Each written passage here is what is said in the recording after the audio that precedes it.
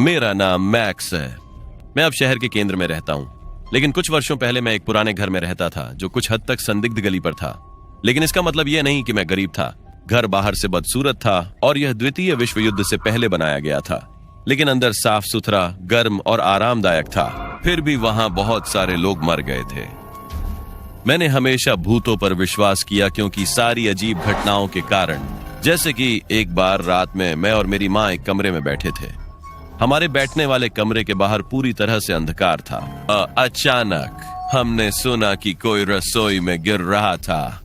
Plate गिरा और टूट गया, लेकिन जब हम बाहर चले गए वहां कुछ भी नहीं था।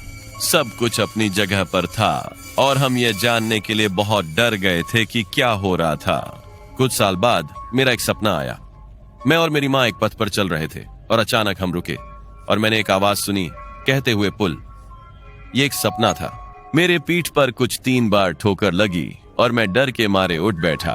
वहां कुछ भी नहीं था, इसलिए मैंने इस पर ज्यादा सोचा नहीं और फिर सो गया। हालांकि उस रात के बाद यह सपना बार बार आता रहा। आवाज ने विभिन्न बातें कही जो मैं याद नहीं करता, और एक बार उसने मेरी माँ की मौत के बारे में कुछ कहा। यह हमेशा मेरी पीठ पर 3 बार कुछ ठोंकने से समाप्त हुआ था। यह डरावना था।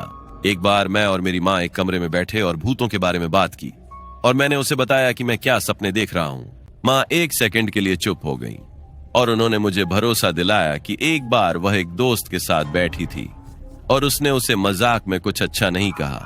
वह गुस्सा हो गई और एक पुरुष में चिल्लाई, चुप हो जाओ। और उसे याद नहीं था। जब उसने आवाज का विवरण दिया तो मुझे याद आया कि आवाज मेरे सपनों की आवाज के बिल्कुल समान थी। 2017 में उसका कैंसर की वजह से निधन हो गया। वही कमरा, वही घर जहां मुझे उन डरावने सपने आए थे, वही मेरी माँ की मौत हो गई। उसके बाद मैंने कुछ वर्षों पहले एक और जगह पर स्थानांतरित होने का निर्णय लिया। तो मैं अब उस घर में नहीं रहता, लेकिन मैं अभी भी भूतों में विश्वास करता हूँ। वे मौजूद हैं और वे वास्तविक हैं।